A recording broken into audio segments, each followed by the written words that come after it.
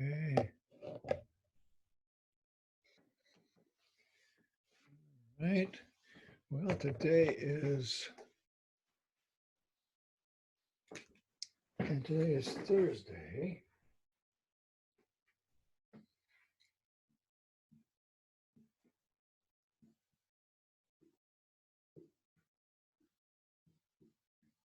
I think it's the 23rd.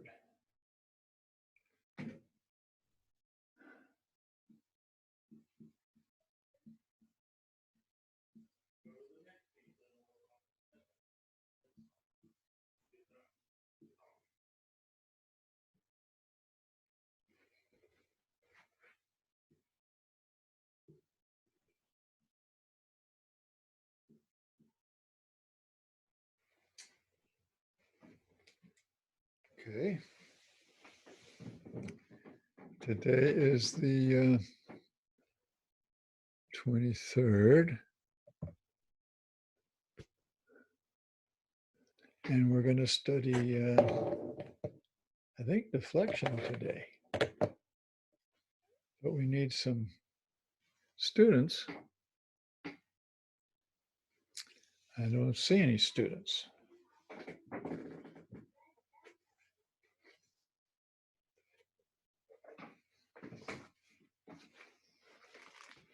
Today's the 23rd, Thursday. Yeah.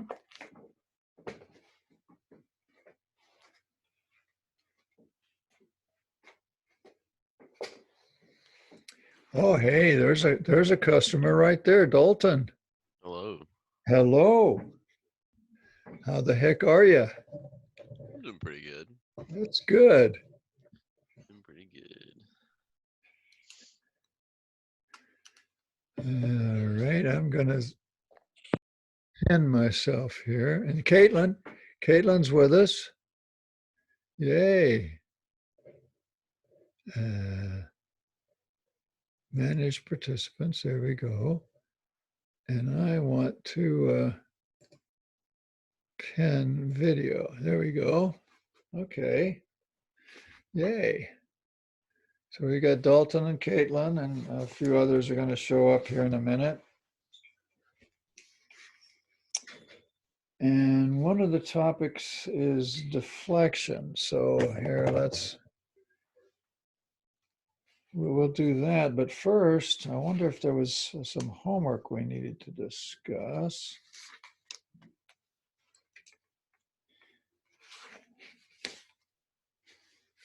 Probably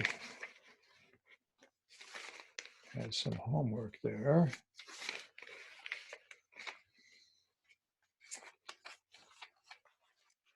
Yeah, I gave you guys some homework. I remember now. It was F84, wasn't it? Let's go over that. 813 F84.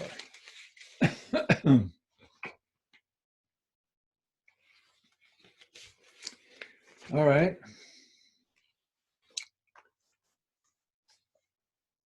What are we going to do for homework? That's the big question.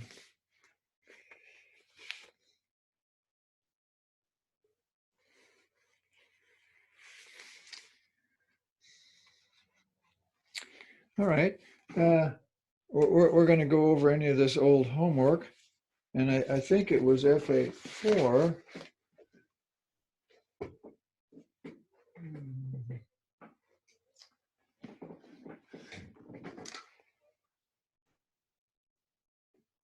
Old homework.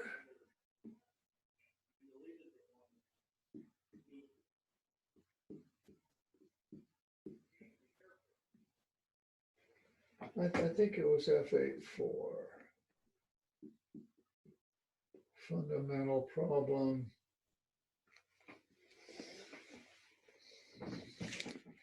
Does that ring any bells, I wonder? F84. Ring any bells out there? Page 430. I think we should go over it.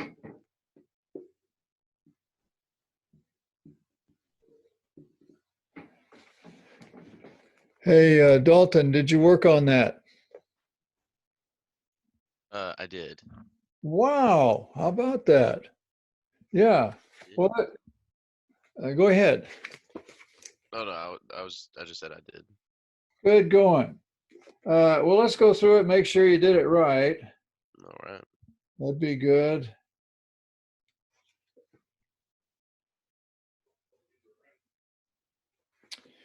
All right. Now, I think it's a little confusing the way they presented this, but we're going to try to make sense out of it. It looks like you've got 2 inches here, and then another 2 inches.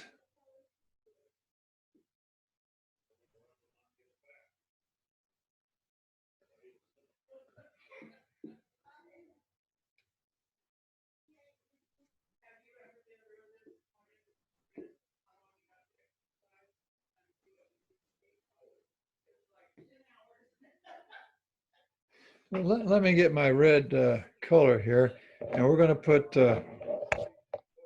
our force there. The force is, well, we don't know what it is. That's the big problem. We have a force here. I think it's 2 inches. It's more like that.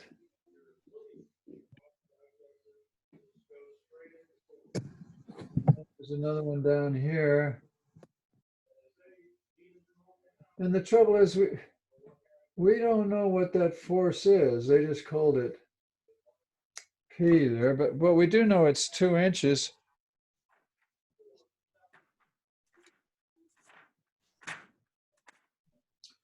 There's 2 inches in here between here and here. And there's 2 inches in here also. That's 2 inches. And that there is 2 inches. Yeah, big deal. So what? And by the way, it's a half an inch thick. It's kind of like an artist's rendition there. It's kind of like that.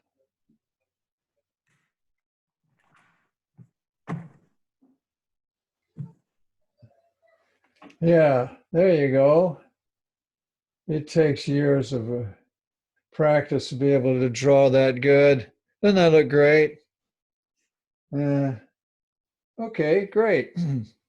Now what we're going to do, this is problem F84. I wanted you to do it for homework, but don't turn it in. I need to give you some homework to turn in. Maybe we can do that before we quit today. But here's how you do this problem. What you do is you section it in here someplace. Let's just section it right here. Here we go. Hey, we got a lot more customers. Look, there's Kylie and Coy, Gavin, Cameron, Allison, Eric. Yeah, we got a good crowd.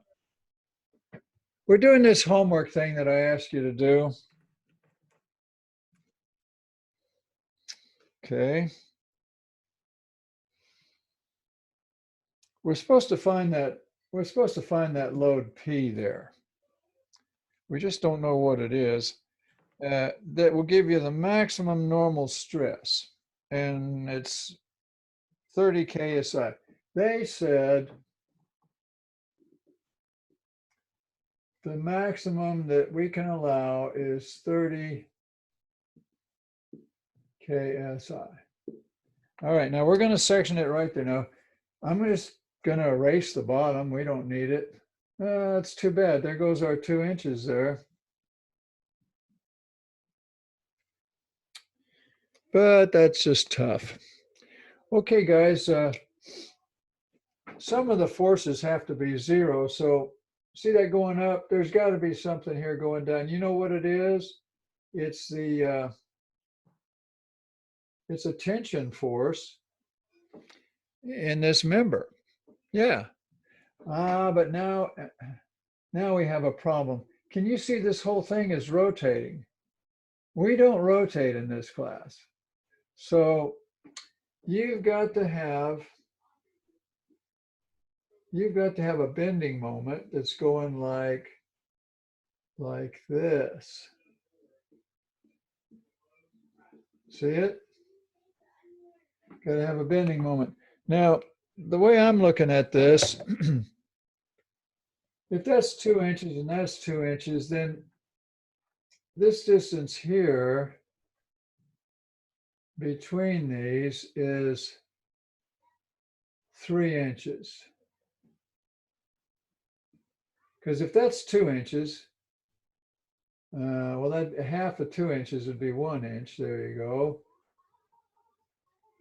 And that's 2 inches. So you got 3 inches there. If you don't like that, just speak up and I'll try to explain it. So the bending moment is going to be, well, it's a couple.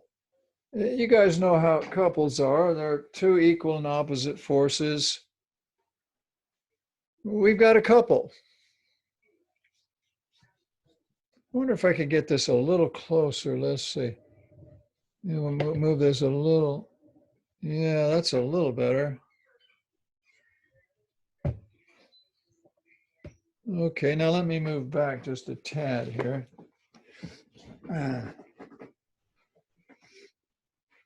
What's heavy chair? I don't know if I can move it or not. There we go. Yeah, it'll be okay.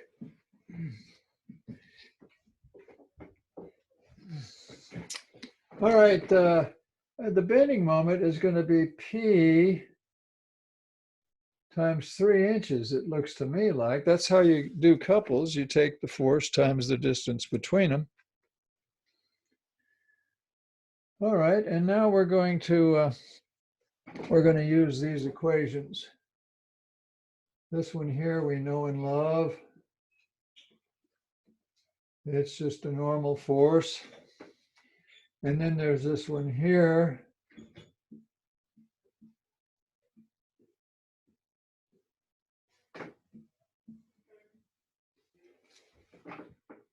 That's your flexure formula. So you're going to have a normal stress on this piece going down, but you're also going to have normal stress, bending normal stress.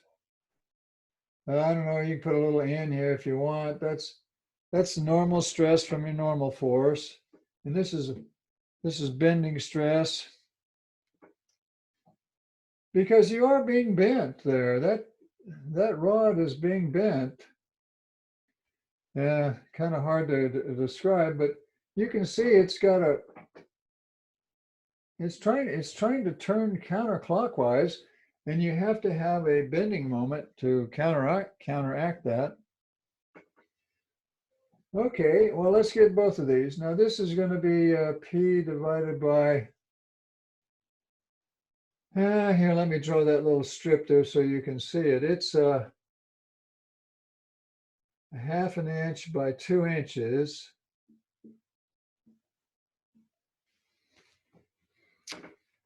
You're used to seeing those strips, you're used to seeing them more like this, where you have a half an inch and 2 inches. And the moment of inertia of that is 1/12, a half of an inch, 2 inches cubed. Isn't that how you do it? Look in the flap of your book. It says 1/12. Yeah, BH cubed. That's what it says. 1/12 BH cubed. It's just that they got this one laying sideways. So I guess the base, you could call it, is going this way. It's not like that. It's, here, I'll draw a cross section of it. Here it is. Oh, gosh, it's hard for me to draw, but there's that cross section right there. Well, we're looking at this cross section there. This one here. Okay, well, let me get that. Let's see what that is. 1/2. No, not 1/2, 1/12. And 1/12 times 0.5 times 8. 2 cubed is 8. I'm getting 0.333, a whole bunch of threes, inches to the fourth. Now, if that's wrong, somebody jump on me, speak up. So we just figured this out. And on that piece there that we're looking at, I tell you what you're going to have. You're going to have a compressive normal force going that way, and a tensile normal force going that way, and a distribution in between. We've done this before. That gradually goes to 0 at the middle.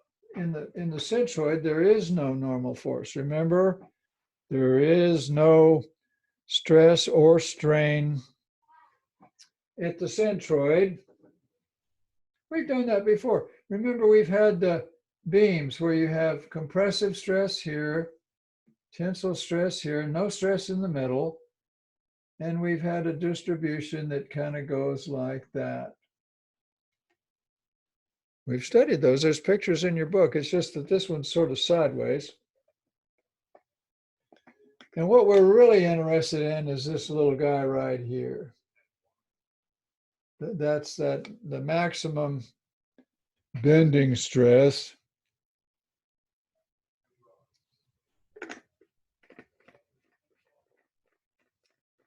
And that would be at a distance of 1 inch. See, from the centroid to here is 1 inch. And so what you got here, the minus, never mind the minus, we know that we're going to have a bending stress going down there. It's going up here, but I'm not interested in it. Never mind the minus, I'll just get confused. We got P times 3 inches times 1 inch. Y is 1 inch from the centroid to here. And this is bunch of threes, inches to the fourth. And if you'll do that on your calculator, I get 9p when you get done, where this 9 is in inches. And p would be in pounds, I guess. We're doing pounds. It's English stuff. So that'd be inch pounds. Well, now that can't be right because we're trying to do stress. Stress is in yeah, that 9 is wrong. It's not inches. It's 9 divided by square inches is what it is. See, this is inches to the fourth, and that's inches squared. So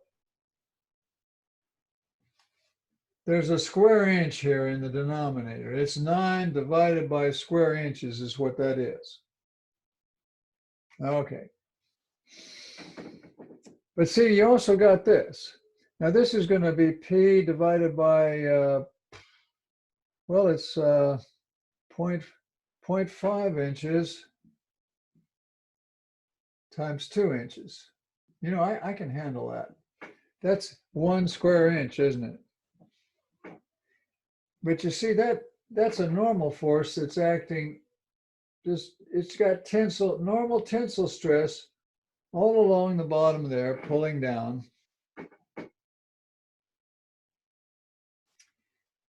Because you got a force going down. So you got an area, you got a force in an area, that's normal stress. And that turns out to be a 1. So bottom line is the total stress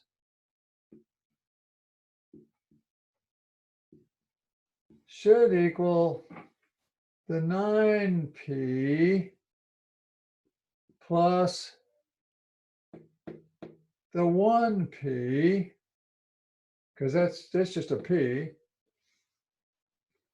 And by Jove, you're done. And that's got to equal 30 KSI. Now we're going to solve for p. Now remember, this is per square inch. So, well, you got 4 pounds per square inch on both sides. And if you do that, I get 10p equals 30. So p is equal to 10 kips. Ta-da! We are done. This force, if you have 10 kips, you'll have 30 KSI, and that'll be right here. Right here on this edge. Mr. Griffin, isn't it supposed to be 3 kips for the P? Now, wait a minute. 10 into 30, guys, is 3. We have a thank you point right here. I think it's Coy. I thought it was Coy's voice. 10 into 30 is not, it's 3. 30 divided by 10 is 3. Coy got a thank you point. So the answer should be 3 kips. Let's look it up. I go to the back, and this was F84, and they said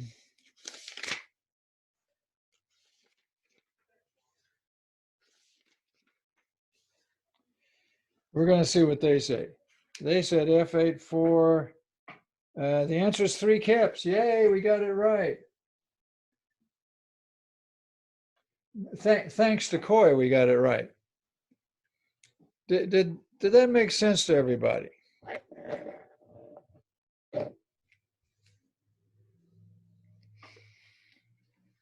Well, okay, great. If you're happy with it, we'll move on. Now I ask you to do another one there, but let me see what that was. Don't remember. It was.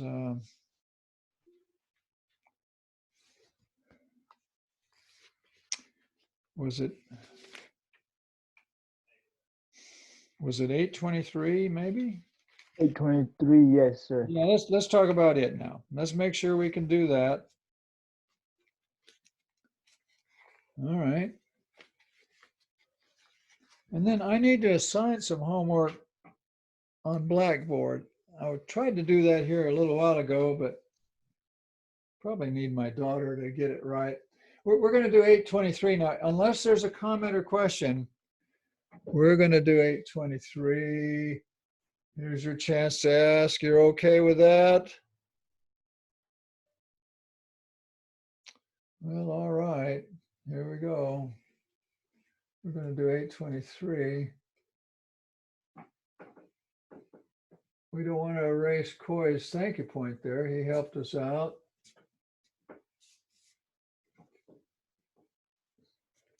Now this one's 823. Now let me see what that is. 823. I need to know the page. Page number. I don't know. It's on page 432. Thank you so much. Okay, well, let me find that. Let's see, page 432. 823, okay. Well, we've got a bracket, it looks like. This time they give you the force. That's nice. I like knowing what the force is. You've got a bracket here. Now this bracket is circular cross section. See, it's a circular cross section. We tried. and they have a force of 1.5 kips. Okay, let me put that on there. They have a force here of 1.5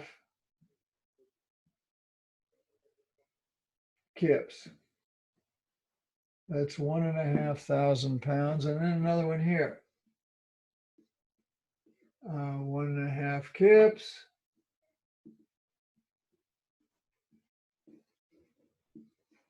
Okay, that's the situation. Now, they said there's 4 inches. Steel bracket connecting the ends, P is 1.5 kip. Maximum normal stress in the bracket. Assume the bracket has a diameter of 1.5 inches. This diameter here is 1.5 inches. Okay. Well, the way we're going to do this is we're going to take a section right here and we're just going to cut it in half. There we go. Well, mentally, we won't really cut it in half. We're just going to pretend that we're going to just look at, I should have done the other one because we always look at left-hand sections, don't we? Oh, well, it's too late. I erased the left-hand section. It doesn't matter. But see, for equilibrium, can you see that you've got to have 1.5 kips?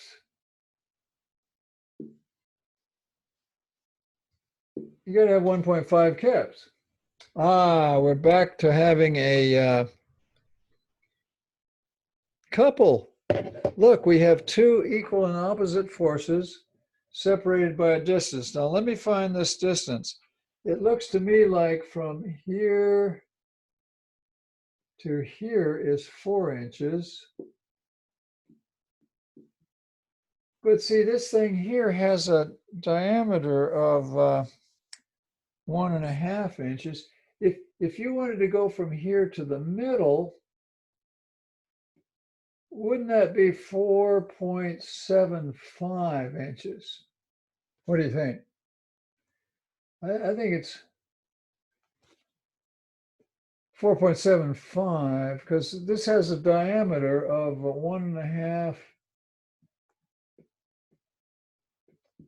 inches. So can you see you've got a couple, which makes a moment. Couples are a form of moments. And the value of a couple is its amount times the distance between them. So the moment we're talking about is 1.5 kips times 4.75 inches. So we're gonna get that moment. Here we go. It'll be in kip inches, won't it? 1.5, 4.75. I'm getting 7.125 kip inches. That's our moment. And see, that would make the whole thing start spinning counterclockwise. Well, we can't have that. Nothing spins in here. So what happens is you've got to have a bending moment. There's got to be a bending moment trying to spin you clockwise. And you know how big it's going to be? It's going to be 7.125 kip inches. That bending moment's going to be 7.125 kip inches clockwise. All right. Well, it's the same thing we did on the last problem. You're going to have a total normal stress of P over A plus your My over I. You've got to use your normal stress and your bending stress equations to get the total. So I know there's a minus there, but see, on this one here, you're going to have, here, I'll draw it for you. You're going to have a bending stress going that way and compressive going this way. This will be tensile, this will be compressive, there'll be 0 in the middle. And you'll have a distribution like that. This is the one we're interested in. That's going to be this one here, the bending stress. And the normal stress, we're going to add to it. See, what this is all about is combined stresses. This is your normal stress. Put a little N there for normal stress. And this is your bending stress. We're adding the two up to get the total. The name of this chapter is Combined Loading.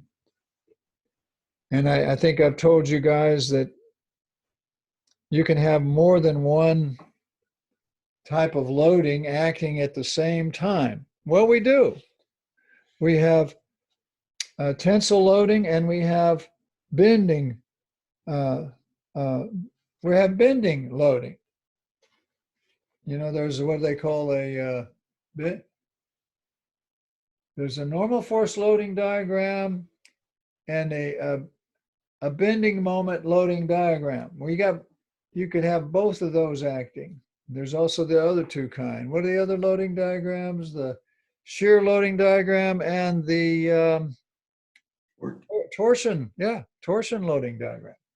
Yeah. You can have all four of them acting. Not only that, but we had the pressure vessels. You can get stress in the walls of a pressure vessel. You can have all that going on at the same time. Okay, well, let's get the amounts here. This is going to be 1.5 kips divided by pi r squared. Well, we'll go pi over 4 d squared. And this bending moment, we just cooked it up. It's 7.125.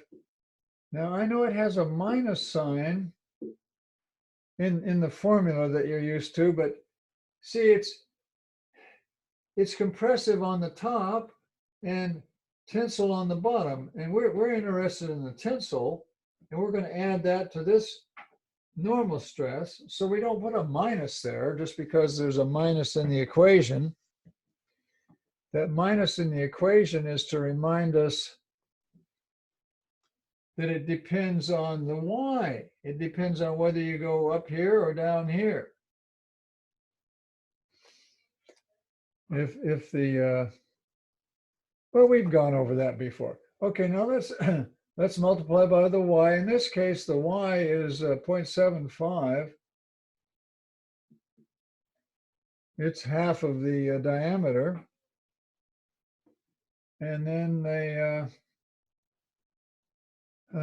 pi, no, wait a minute, the I, we never did get that. Do you remember for something circular, the moment of inertia is I think it's 1/4 pi r to the fourth, isn't it? If in doubt, look in the flap of your book, 1/4 pi r to the fourth, that's it. All right, let's get that. You go 1/4 pi 0.75, right? Yeah, 0.75 inches to the fourth. Okay, let me do that. And 1/4 times pi times 0.75 to the fourth.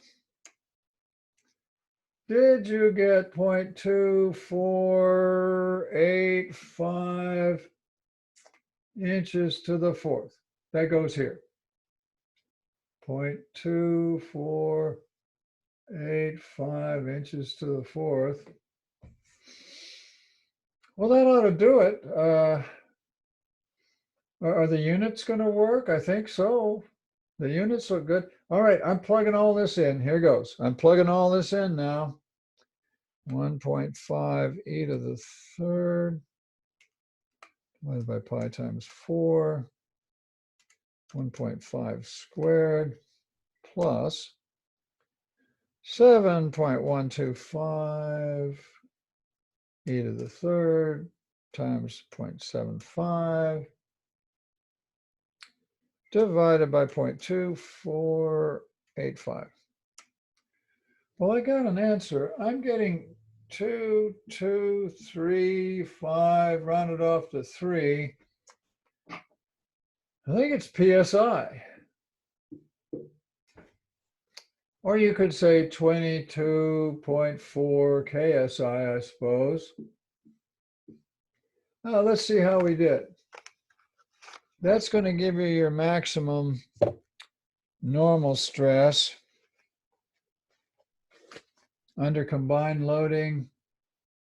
We just, if you tuned in late, we just tried to do 823. I want to see if we got what they got, if I made a mistake or not. 823, it says here.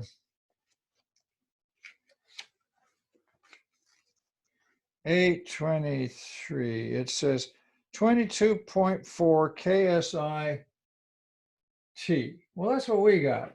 And we know it's tension. I told you it was tension. They put a T there. To remember. That's the answer they got. Wow, we did that one right. Now, before we move on, are there any comments or questions?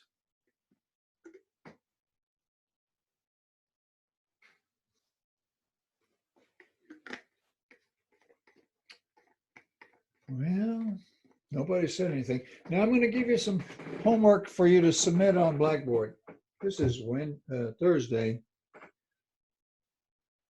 You got until Sunday night at midnight to do this, and I haven't typed it in. I might have to get my daughter to help me type this in homework on Blackboard, but here's what I want you to do.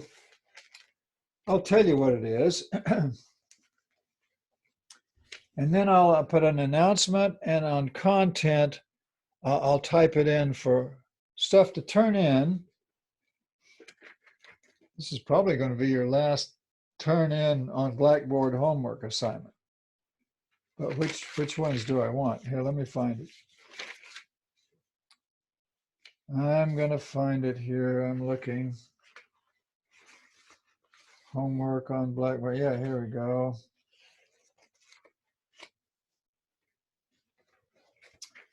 Let me kind of write it over here on the corner where there's some room.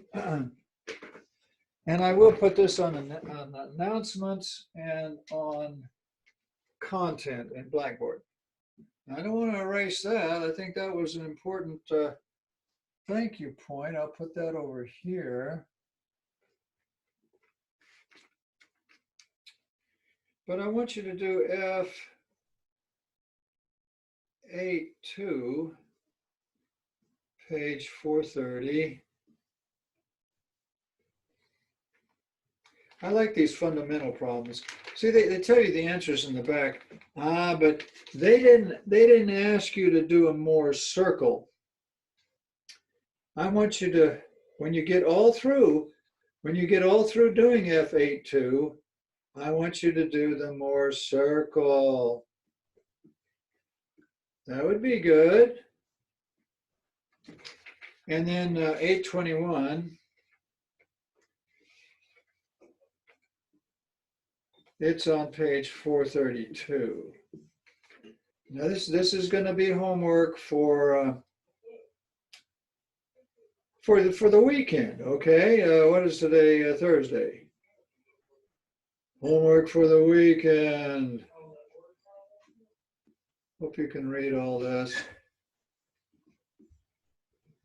Put that there. I'll try not to erase it for a little while. There we go. I bet I can figure out how to put that on Blackboard. If not, I can get my daughter to help me. I have 2 daughters and a grandson that can help me with this computer stuff. And I am slowly learning it. Was there any comments or question on any little thing before we move on?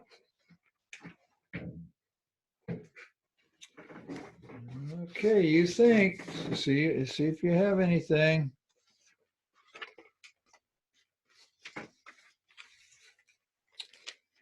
All right, well, nobody said anything. I have a question, sir. Yeah. Do we have to do the Moore cycle for 821 too? Yeah, that's an intelligent question. I don't think so, but let me double check, Coy. We're looking at 821. And no, we could do it. You can for fun, but no, I'm not going to grade you on it. No, just do it. What are they after there? I think they're after the maximum stress. Let me read it. Let's see. Determine. Yeah, they just want the maximum stress. Do that for me. I'll be happy. So we just have to do the Moore cycle for F82. That is correct. Okay, thank you. Yeah, thanks for asking. Good question. Okay, well, let's move on then. I'm going to erase all this unless you had a question. All right, well, here goes. Let's have a virtual quiz. Now we're finished with the old homework. And we're going to have a pretend virtual quiz for practice. You are going to have a final exam coming up. Not yet. It'll be another 10 days, I guess. But I'm going to give you this stress element.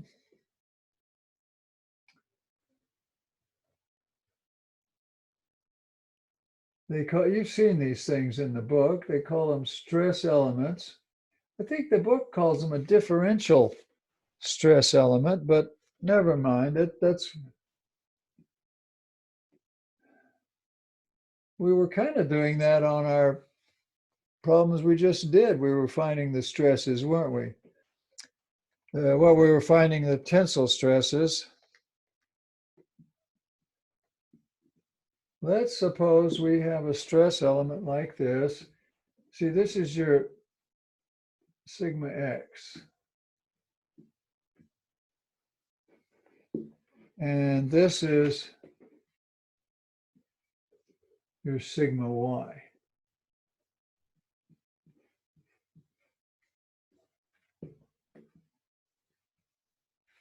And this is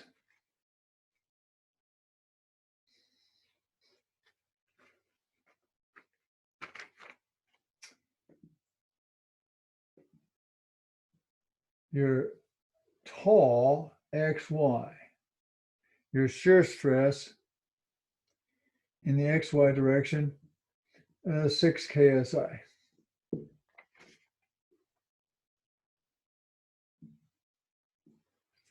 Okay, now what I want you guys to do for this is a virtual quiz now. And we're doing it for fun because we love doing this stuff. I want you to, I'll be quiet for about, well, this might take you 5 minutes. I want you to make a Moore circle.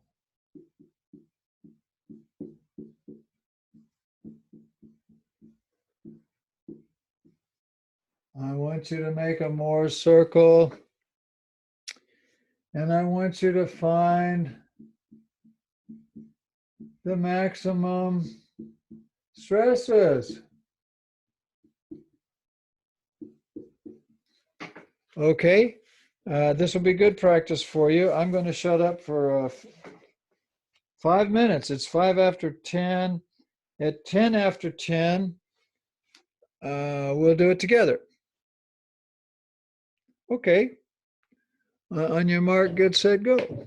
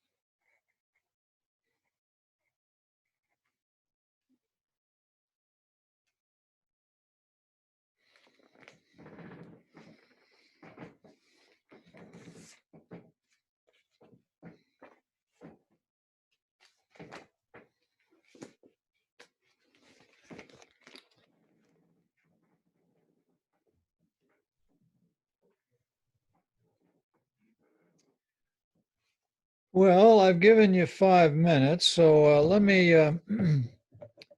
draw that Morse circle and we'll see how you did. You know there's going to be one of these on your final. Let me move this stress element up here in the corner someplace.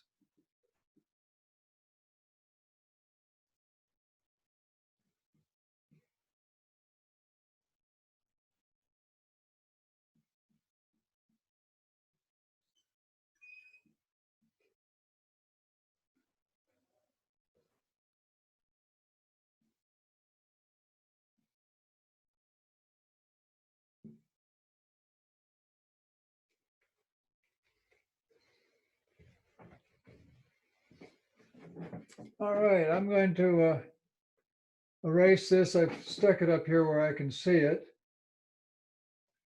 And now we're going to do the Morse circle. And we're going to find the maximum stresses. All right, well, what you do is you make a normal stress axis, like so.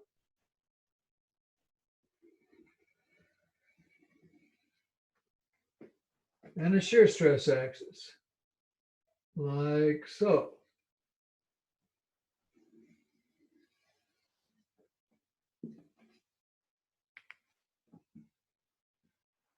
And you see that 12 there, you go over 12. So I think I'll go over 12. I'll use centimeters and I'll go 12 centimeters. Puts me right there, 12 centimeters. And you see how that goes up 6? Well, if you go up 6 here, you got to go down 6 here. If we had time, we could derive Morse circle, where he got it from, and you'd see why you have to go down. Now, this is our anchor point. I'm going to label it P or A or something there so I can find it again. Now, you see that 4 compressive stress on that top side there? Well, that's negative. So you got to go over here 4. That puts you right there. I went over 4. Now, if that goes down 6, this has to go up 6. So I'm putting 6 right here. That puts me right there. Now we're going to connect those dots. This will be the diameter of your Morse circle. And it goes like this.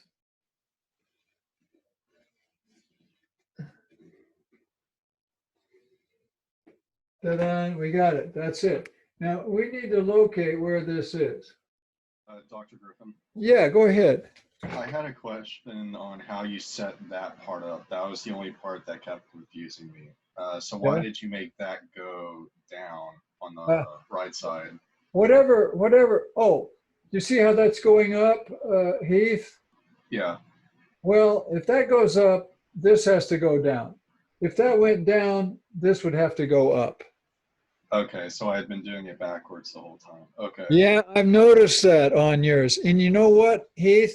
You'll get the right answers for your maximum stresses in spite of yourself, okay? And Okay. Well, that's the most important thing. You are getting the right answers for the stresses, but you'll get the wrong angle of orientation of those stresses. Are you with me? yeah. So that was what I was wanting to make sure. Okay. That's what you do. If we had infinite time, well, you can read it. They show you where they got all that on Morse circle if you read your book. Now, I did. It was still confusing, but thank you. yeah, it's confusing.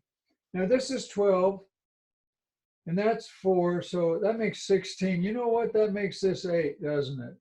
And that makes that 8. You know what? I didn't do it exactly to scale, but we tried. It's more like this is 4.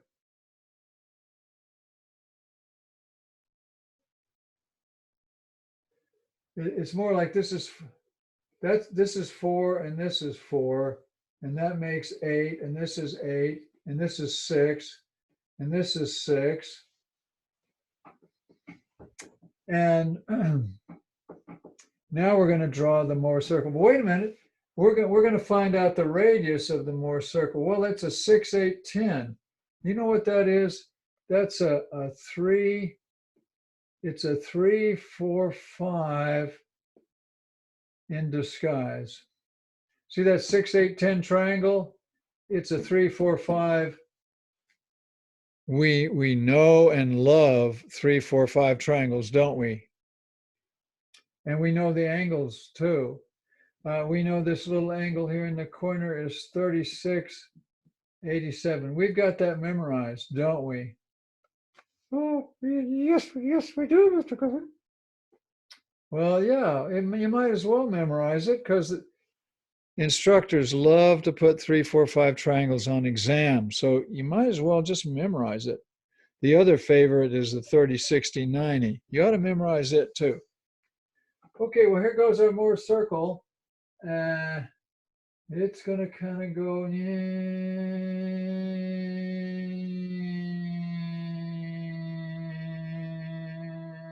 oops. Well, pretty close. Pretty close, something like that. A little bit messy there. There's our Mohr circle. Now we're most interested, the most important thing on this diagram is this one right here. And you know what that is? That's your compressive. That'll give you your maximum compressive stress. And I'll tell you how big it is. If that's 4 and this radius is 10, well, that's a minus 6 KSI, isn't it? You have a minus 6 KSI compressive stress is the maximum compressive stress. I can even give you the angle it's at. Now, all angles are measured from here. So if you want this location here, you have to go, angles are measured counterclockwise, you know that. You got to go like that. Now that angle is, I think it's 126.87. Don't you take 180 plus 3687? I think so. But see, that's 2 theta. Wait, how is that 126.87? I did it wrong. It's 226.87. 180, 3687.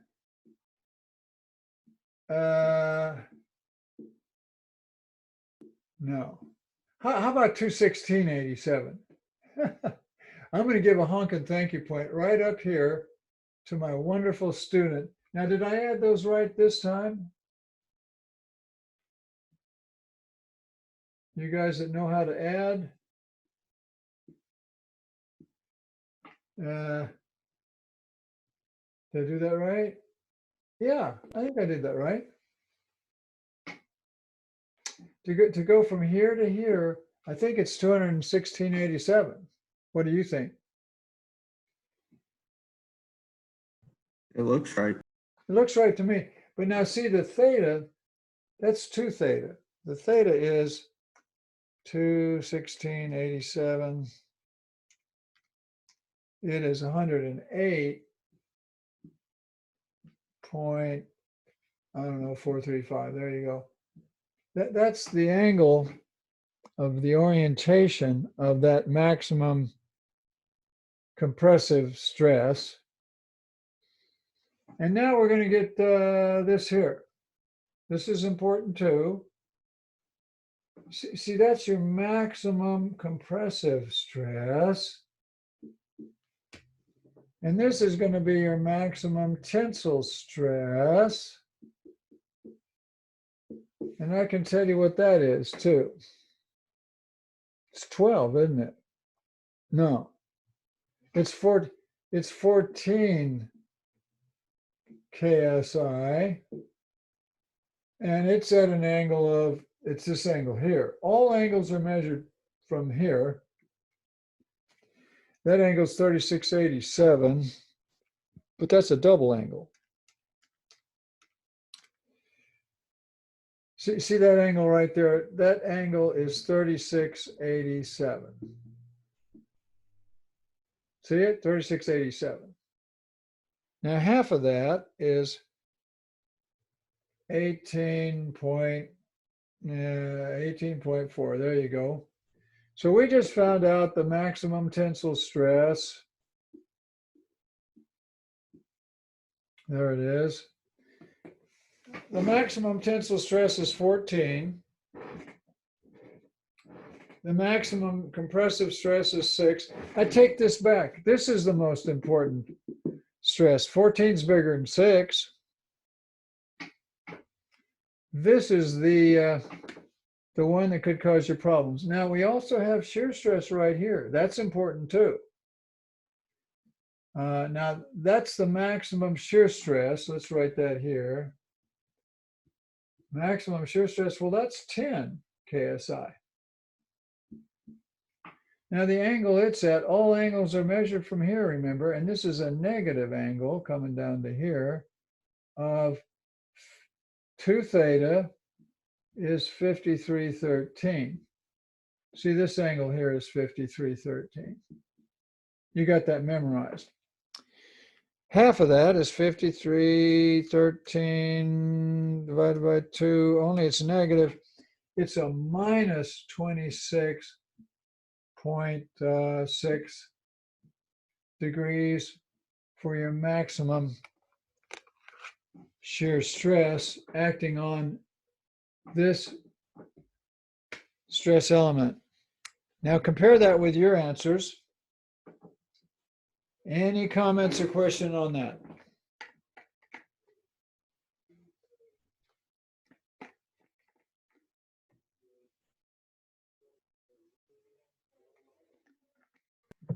On the test, Yes.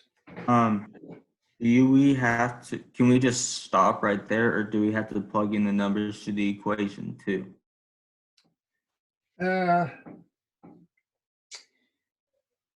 Well, these numbers here were arrived at by plugging in our equations. What equations are you talking about? The sigma x prime equals sigma x plus sigma y divided by 2 plus sigma x minus sigma y divided by 2. Oh, I know. You're talking about the transformation, the stress transformation equations. Well, of course, it's going to be an open book final, and you have those equations. I could ask you to plug in those equations and see what you get, but you'll get the same answers.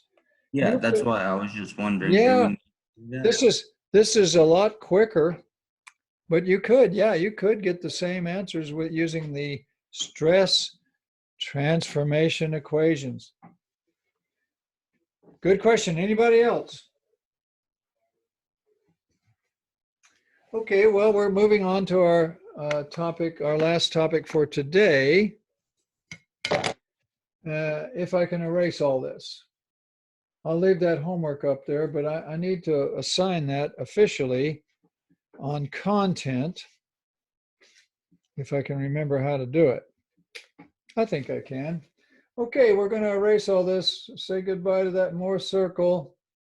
Hopefully you did good. All right. And if you read the syllabus, the one I gave you in January, right now we're supposed to be studying deflection. So we're going to talk today about deflection, and we're going to work a deflection problem. Now, what we're talking about here with deflection is, say you had a beam and you supported it. Say you supported it here at 2 places. There you go. And you load it up. There's all kinds of ways of loading it. You could have multiple point loads, or you could have a distributed load. But let's say you loaded it up somehow with some kind of load. They like P for some reason for a force. You know what's going to happen. It's going to sag. That beam is going to sag. Now I'll exaggerate it. I'm exaggerating. It's probably not going to sag that much, but you get the picture. It will bend. And they decided this distance that it goes down, they're going to call that the deflection. That's what that is. Now they need some sort of symbol for that. You notice the deflection is smaller here and bigger here and smaller here and very small there. The deflection kind of depends on where you are in the beam and where the load is applied. They thought about using Y, but see, we already use Y for something. Like if this beam is, say it's a square beam, okay? Oh gosh, you got the picture. If it was a square cross section, Y is the distance from the centroid. We've had that before in this equation here. The flexure formula, you know what that Y is. It's this distance from the centroid to wherever you want to measure the stress. And if the Y is 0, if you're at the centroid, there is no stress at the center. Well, that Y in this distance here, we can't call that Y because that's different. That's how much it's deflected. They needed another symbol. I don't know why they picked V, but the symbol for deflection in our book is a little v for deflection. After all, there is a V in the word deflection, isn't there? In there, let's see, D, E, F. Uh-oh, there's no V in the word deflection. Maybe they should have picked a different letter, but I can't help it. They picked V. So these little distances here are V's. The maximum V on this particular one would be here somewhere in the middle. All right, now we're going to cook up, we're going to show you how they measure that. There's a whole chapter on it, and it's chapter 12.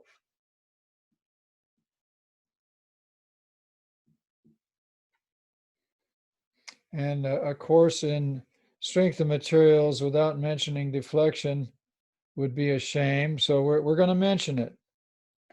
We don't have enough time to spend on it. You need a couple of weeks to really study deflection. But we're going to do the best we can. We're going to tell you about it. Now, to solve for deflection, there's actually 3 different methods. We only have time to briefly show you one. But if you start off with this equation here, we're going to do a little theory now. That's the symbol for normal strain. And we had this equation back when we studied the chapter on bending. It happens to be on page 291. It's in the chapter on bending. And that Y is indeed the distance from the centroid in the cross section of your piece. But does anyone remember what that rho is? That rho. That's it. It's the radius of curvature. See, this thing, when it curves like this, will have you could call it the center of curvature. It would be way the heck up here someplace. It's really off the board. I don't know, it'd be up there in the ceiling of my room someplace. It's the radius of curvature. Okay, well, there's that equation. There's this one here that we know and love.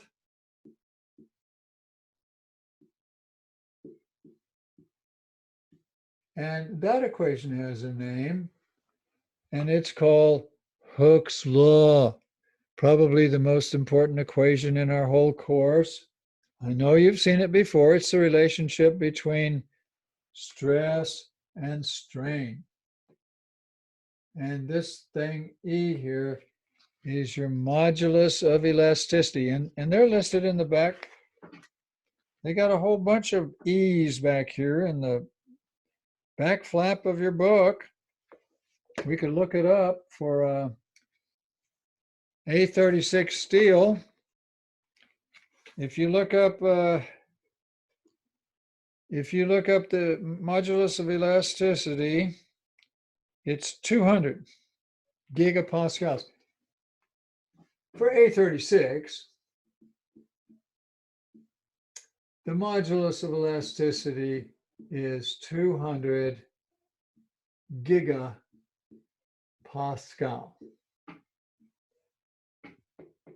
I know you've heard of that before. Okay, we got those two equations, and then we have this one here. Well, I've already written it. This is your flexure formula. You see these three equations? You can take these three equations and do a little algebra, and you can come up with, you're almost there. You can come up with an equation that will help you find the deflection. And this is the equation.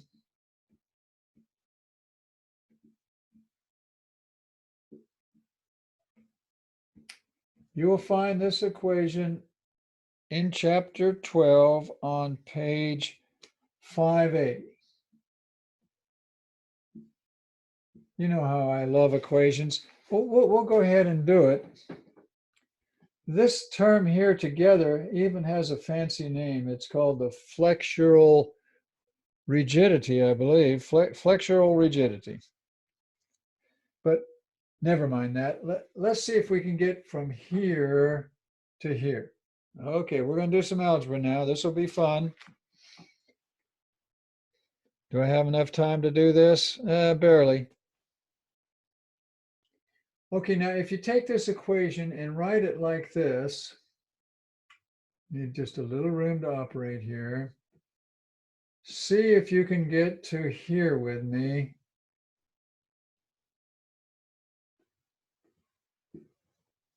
Can you get from here to here? Can you make it? I think I did that right. It's just an algebra thing.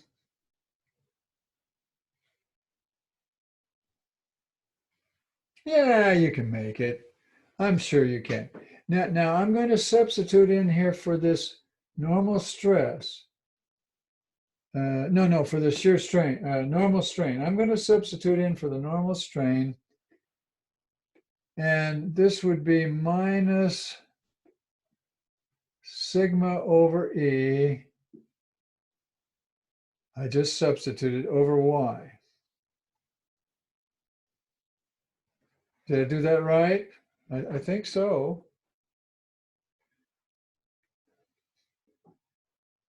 See, the strain is equal sigma over capital E, sigma over capital I substituted for the strain. Yeah.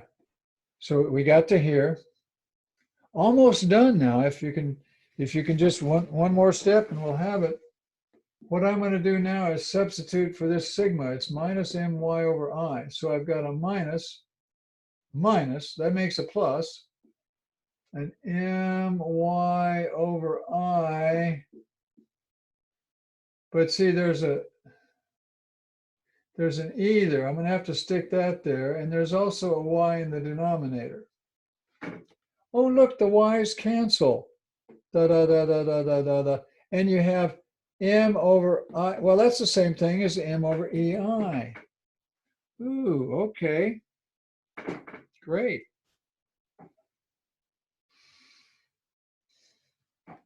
All right, now we've got this equation here, and we're almost done.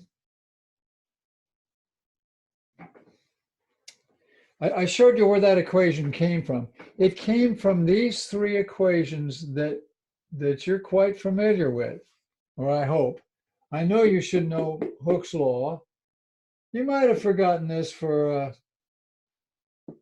radius of curvature, going back into the chapter on bending, but we studied it. And I know you know the flexural formula. Well, the three together with a little algebra will give you this.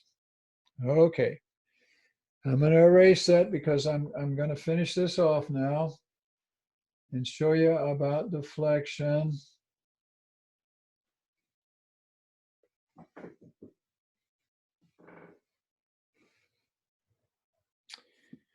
All right. There's a formula in calculus that goes like this. Those of you that are taking dynamics will recognize this, this formula, only I think we have a y instead of a v.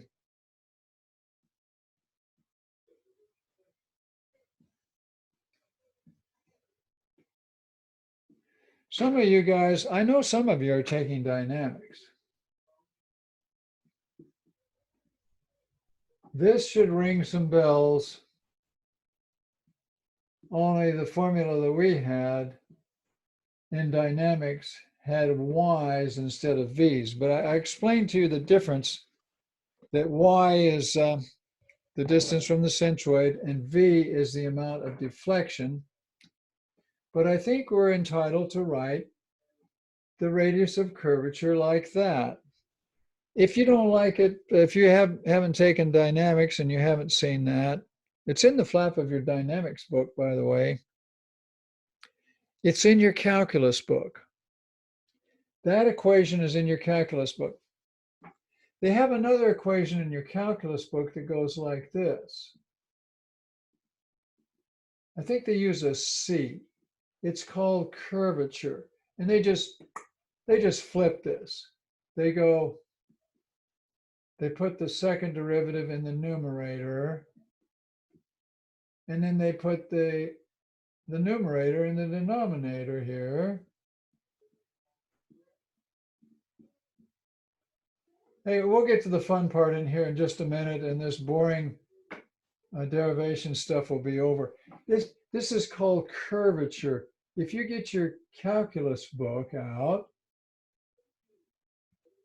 and look up curvature in the index, they'll give you that equation. Well, you know what curvature is? It's 1 over the radius of curvature. It's the reciprocal of the radius of curvature. See, the bigger the radius of curvature, the smaller the curvature. The bigger the curvature, the smaller the radius of curvature. I don't know if that made sense, but I think I said it right. So if that's the radius of curvature, then the 1 over the radius of curvature is equal to this. Well, let me write that. Here we go. I'm going to write that. And then we'll do a problem. We got time. We got time to do a problem. Now 1 over the radius of curvature, that will be this. That will be the second derivative of your curvature divided by this. Now you can read about this in your book. I'll tell you where it is. It's on page 581. I'm on 581. You could read about it. Now here's the thing. You know what this is? This dv dx? That's the slope of your sagging here. You know how it works. If this is x and this is v, if that's dx and this is dv, you got to understand that this thing, doesn't really sag much. Beams, they could be 12 foot long and only sag maybe a quarter of an inch, maybe. That'd be quite a bit of sagging. It's very, very small. And what I'm trying to tell you is this DVDX, I'm exaggerating like crazy here. Beams aren't going to sag that much. You drop a pencil on the floor and it'd start rolling because the floor would be curved so much. What I'm trying to tell you is this slope here, this DVDX is dang close to zero. It's a very, very small fraction and it's squared. Now, what happens when you take a very, very small fraction and you square it? Well, let me think. A small fraction, square it. It makes it smaller. See, if you take a 1/16 of an inch, for instance, and square it, I think you get 256, don't you? Isn't that what you get? Did I do that right? Maybe I need to go back to school. Let's see, 16. Yeah, that's right. Hey, that's even smaller. You know what? This term basically drops to zero. And so you have 1 plus 0 to 3/2. By Jove, that's just a 1. So what you're able to do is just forget this term here entirely. And you have this equation here. Okay, give me 2 more minutes of your time, and then we'll work a problem. Here it goes. I just need a little room to operate here. So what we've got now is M over EI, and they even have a fancy name for that. It's called the flexural rigidity, is equal to the second derivative of your deflection. Okay, great. Or you could write it like this. You could write it like this.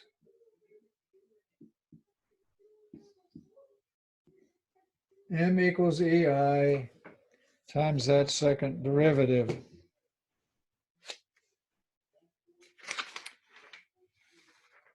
Now watch this, and then we'll work a problem. If you took the derivative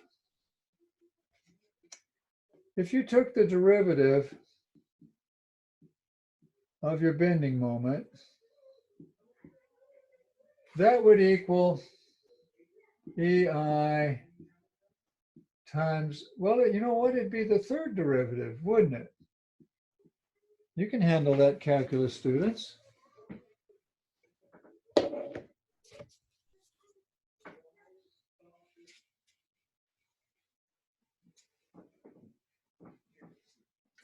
I don't know if you remember this, but the derivative of the bending moment is equal to the shear force. So the shear force is equal to this. Now, if you take the derivative of that, take the derivative of the shear force, you'll get EI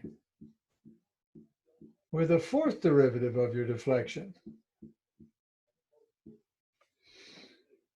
Okay, and you know what the derivative of the shear force is? That's equal to your bending moment. No. That's equal to your distributed load. What did they use? Yeah, they use a little w. Here's your distributed load. Your distributed load deals with the fourth derivative of your deflection. Your shear is determined by the third derivative of your deflection, and your bending moment is determined by the second derivative of your reflection, and all these equations are on page 582. You can see them all there in your book on 582. Now, when you work a deflection problem, there's 3 ways to do it. Many of you will never have to do this, but some of you will go on and take an advanced course and you will have to do this. But there's an example. This is an excellent example. It's example 12.3. It's on page 588. Page 588. And what they do is they take these three equations and they do a method called the integration method.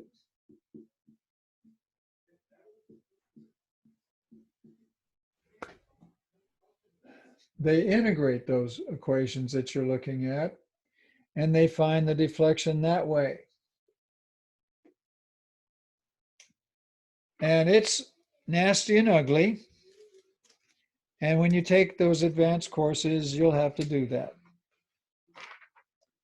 Then there's another method called the moment area method. I would love to have time to go through that with you, but I don't. And there's a third method called superposition method. How do you spell superposition? There's three methods for finding deflection. Now I call this last method the cookbook method. What's happened is somebody has done all this integration and come up with some cookbook like recipes. And you'll find these recipes in Appendix C. So go with me to Appendix C, and we have time to do one deflection problem. It's in your book. It's on page 815 in my book. It's Appendix C. It's on page 815. And we're going to do a deflection problem. Now we're going to take, I need a little room here to operate. There's these three methods. We're going to do what I call the cookbook method. See, they've already done that integration method, and there's 2 pages of these things. And if you have several loadings, you can combine them with superposition and get your total deflection.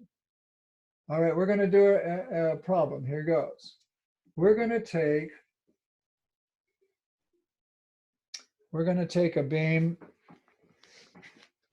Let's take a beam that's 1 centimeter by 1 centimeter.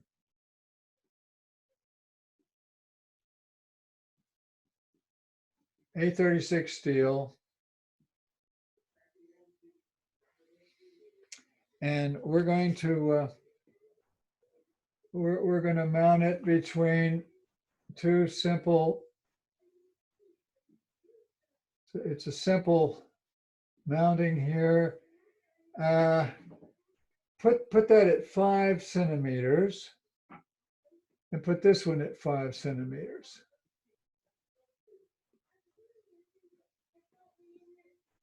So that makes 90. All the way across, you got 90 centimeters for the beam. And we're going to come over here at 60, right here, at 60 centimeters, and put a load here. Let's put 10 kilograms. Now that's a pretty dang heavy. That's about what, 22 pounds? Kind of heavy. We're going to put 10 kilograms right there. And you know there's going to be forces there and there. And this is 30 centimeters. And we're going to find the deflection. Now you know it's going to sag. But see, they've already figured this out for you. And here's the deflection. They've done this integration like in problem example 12.3, and here's the equation. V equals minus PBX. See, they call this A. They call this B. X, why don't we just say X is also equal to A over 6 EIL. Now L is our 90 centimeters times L squared minus B squared minus X squared. They've already given us a cookbook recipe for the deflection. I think it'd be fun to plug that in.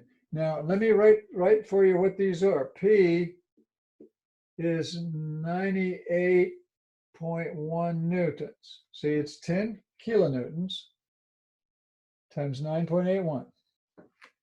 B is 0.3 meters. 0.3 meters. X,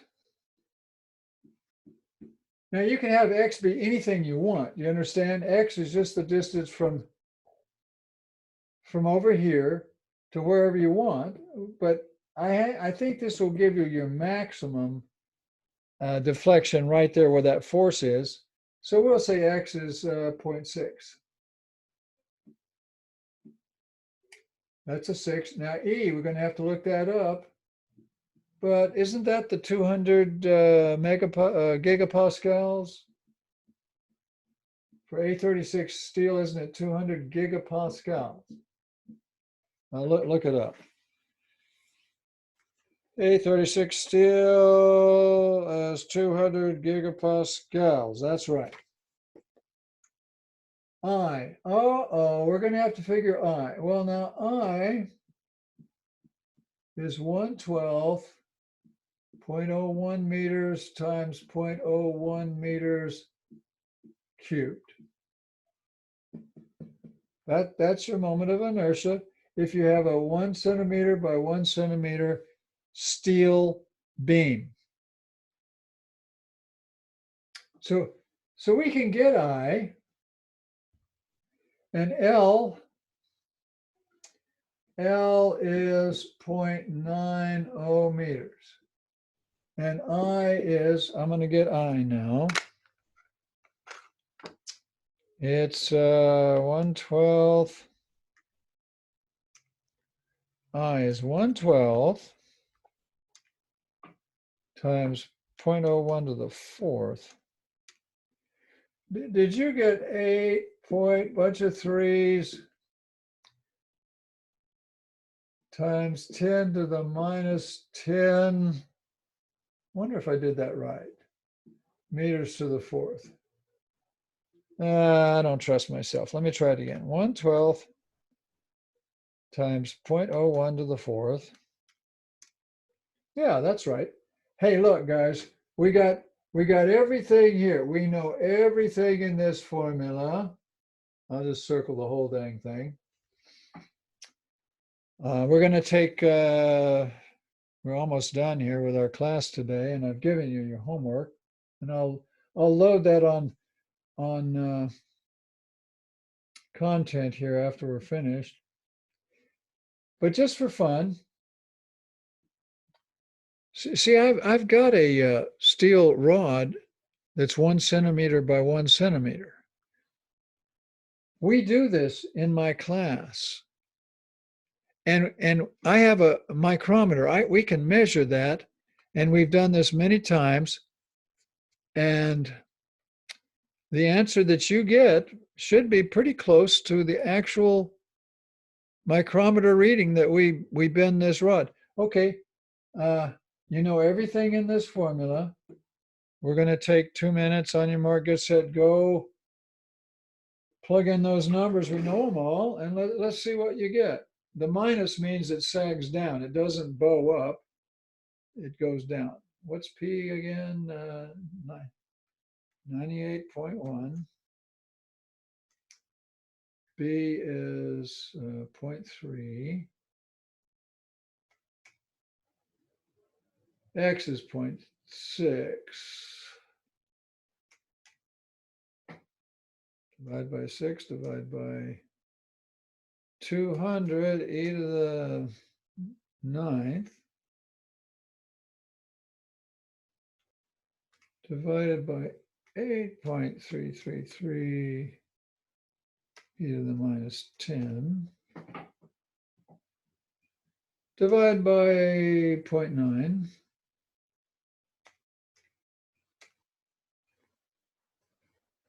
times 0.9 squared minus 0.3 squared minus 0.6 squared. I got an answer.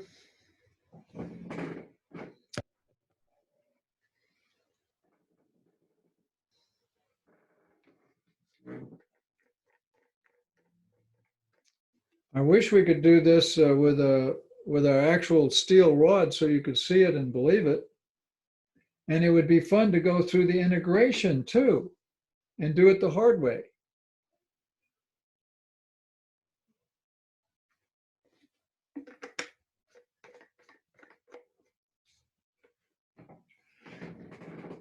Okay, here's what I got. I got a deflection. Man, I don't have any room to write. Here's a little bit of room right over here. I got a deflection of 706 millimeters. Gee, that's pretty big, really. It's kind of it's about the width of my fingernail. But I'm going to wait and see what you guys got. Did anybody get that, or do I need to do it over again? That's what I got. Yay, there's two of us.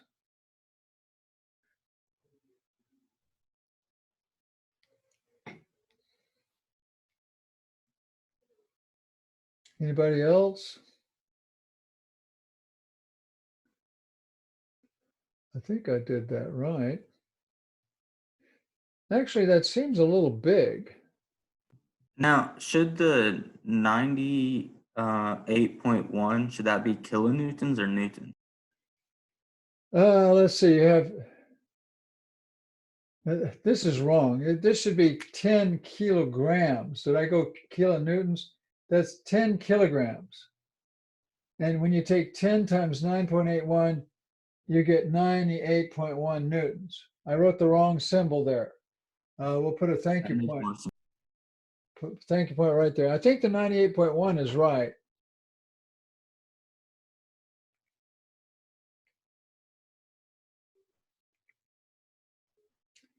I'm trying to remember. We've done this many times. It seems like that's a little big for some reason.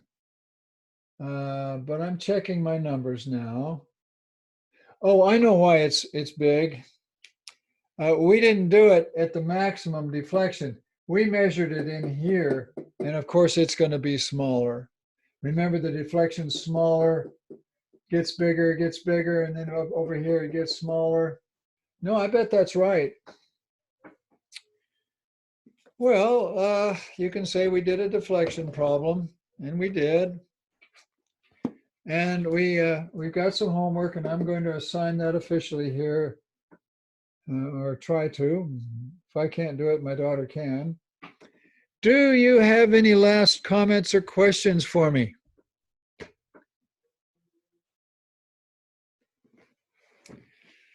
Well, okay. Hope you had a good time, and hope you enjoyed that virtual quiz there. All right. If you don't have any questions, I'm going to come over here where it says end meeting. Here's your last chance to ask anything. I keep getting 1.18 e to the minus 4. I don't know how I keep getting it. Well, let me do it one more time. Oh, wait, no, I can help you with that. Are you leaving off the end of the equation that L squared minus B squared minus X squared? Because, No, I oh. have that. I have Oh, I 'cause- have L as 0.90, Yeah.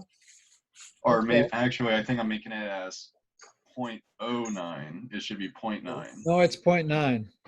well, I was getting the same thing whenever I was just doing all of the minus PBX and Yeah. forgot the whole thing in a parentheses. But once I did that right, I started getting the right answer. But anyhow, have a good day. Hey, I think we did it right. Well, okay, guys, I'm going to say sayonara, and I will see you on Tuesday, I suppose. Yeah. Okay, be good. Bye-bye.